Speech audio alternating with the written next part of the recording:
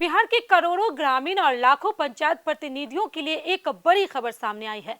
जिस पंचायत चुनाव का इंतजार अक्टूबर-नवंबर 2026 में किया जा रहा था, वो अब इस साल नहीं होगा।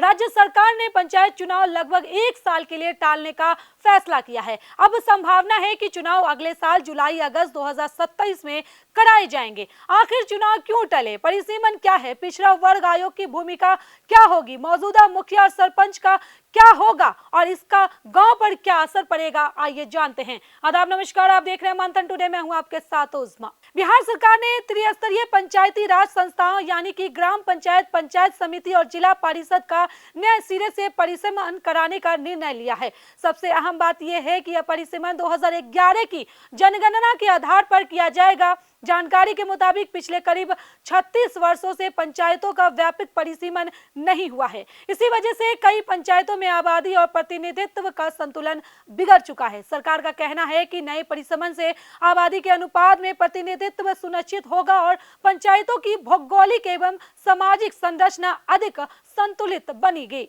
सरकार के अनुसार अगस्त 2026 से परिसीमन की प्रक्रिया शुरू होगी। यह काम कई चरणों में होगा और अप्रैल 2027 तक पूरा होने की संभावना है।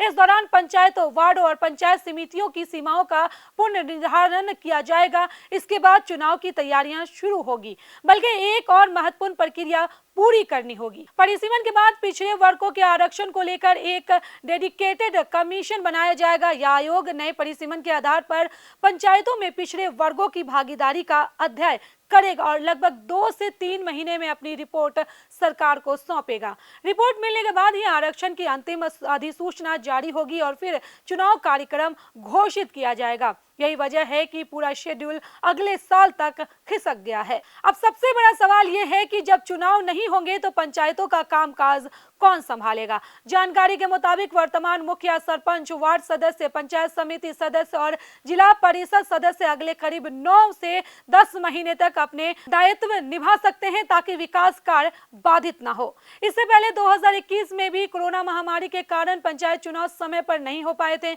उस समय पंचायतों के संचालन के लिए वैकल्पिक व्यवस्था की गई थी। इस बार भी सरकार उसी तरह का मॉडल अपनाने पर विचार कर सकती है ताकि गांव में विकास योजना और प्रशासनिक कार्यों पर असर न पड़े। पंचायती राज मंत्री दीपक प्रकाश ने भी स्पष्ट किया है कि सरकार की इच्छा समय पर चुनाव कराने की थी, लेकिन परिसीमन और अन्य तकनीकी प्रक्रियाओं के कारण चुनाव टालना पड़ा। उन्होंने कहा कि नई सीमाएं तय होने और आरक्षण की प्रक्रिया पूरी होने के बाद ही चुनाव कराए जाएंगे। अगर इस फैसले के फायदे की बात करें तो सरकार का दावा है कि नए परिसीमन से हर पंचायत में आबादी के अनुरूप प्रतिनिधित्व मिलेगा। जहां आबादी बढ़ी है वहां वार्ड और पंचायतों की संरचना बदलेगी। इससे लोकतांत्रिक व्यवस्था अधिक संतुलन होगी और सामाजिक समानता को भी बढ़ावा मिलेगा। हालांकि विपक्ष और कई संभावित उम्मीदवार इस फैसले पर सवाल भी उठा सकते हैं। उनका कहना हो सकता है कि चुनाव टलने से लोकतांत्रिक प्रक्रिया प्रभावित होगी और नए जनप्रतिनिधियों के आने में देरी होगी।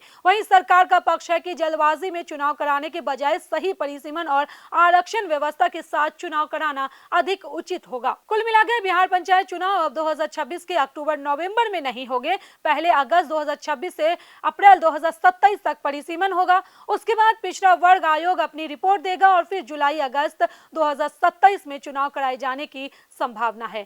तब तक मौजूदा पंचायत प्रतिनिधि ही पंचायतों का कामकाज संभालेंगे ताकि विकास योजनाएं प्रभावित न हो। अब देखना होगी परिसीमन की प्रक्रिया तय समय पर पूरी होती है या नहीं, क्योंकि इसी पर बिहार के सबसे बड़े स्थानीय लोकतांत्रिक चुनाव की नई तारीख निर्भर करेगी। चलिए फिलहाल इस खबर में बस इतना ही। बिहार की ऐसी राजनीतिक खबरों के लिए बने रहे मंथन टुडे के साथ साथ ही हमारे चैनल को लाइक करें, सब्सक्राइब करें, फॉलो करें और निष्पक्ष पत्रकारिता देखना तो देखते रहे मंथन टुडे। बहुत बहुत शुक्रिया।